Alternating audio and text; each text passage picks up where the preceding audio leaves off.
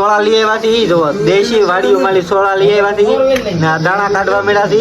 તો દાણાનું છે ને આપણે શાક બનાવવાનું છે મસાલા વાળું. તો વિડીયોમાં કન્ટિન્યુ રહેજો. તો ફટાફટ છે ને આ સોળા બધા ખોલી નાખી ને આ કોથમરી પણ લેવાથી. તો કોથમરી પણ નાખવાની છે.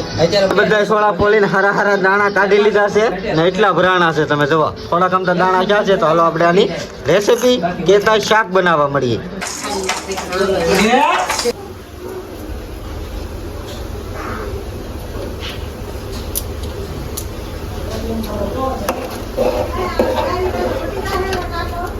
આપણે ફુલેવર મોળી નાખ્યું, ટમેટું મોળી નાખ્યું, બટેટું મોળી નાખ્યું એટલે તેલમાં સડી હોતી ગયું છે.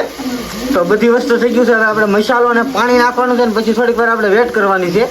તો આપણે કોથમરી મોળવા મીડા છીએ. તો હાલો કોથમરી પણ નાખી દીધી છે. હવે ખાલી મરચું, હળદર ને એવો મસાલો ખાલી નાખવાનો છે.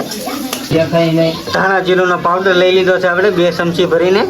પીળા કલરની હળદર છે તો આપણે એ 1.5 ચમચી લઈ લીધી છે મીડિયમ સાઈઝની. લાલ મરચું ભેળવેલું લહણ સાથે એ પણ નાખી દીધું છે. તો ફૂલ તીખું કરવા હાટું લઈ લીધું છે. થોડીક વાર આપણે વેટ કરવાનો છે પાણી નાખીને એટલે મસ્ત મજાનું શાક સીધા તૈયાર. નાખી છીએ આપણે પાણી. તો 1 ગ્લાસ પાણી નાખીને હવે ડીશ ઢાંકવાની છે ને થોડીક વાર આપણે વેટ કરવાનું છે એટલે શાક થઈ જાય આપણું મસ્ત મજાનું.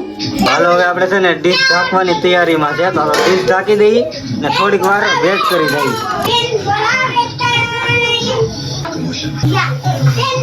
આપણું છે ને શાક થઈ ગયું છે મસ્ત મજાનું તૈયાર કાઠિયાવાડી. તો હવે તમને બતાવો તો મસ્ત મજાનું થઈ ગયું છે તૈયાર જોવા. તો આપણી શાક થઈ ગયું છે. તો હાલો આપણે વાવ કરવાનું છે. આ વિડીયો કેવો લાગ્યો લાઈક શેર કોમેન્ટ કરતા આવજો. મળી કાલે નવા વિડીયો સાથે.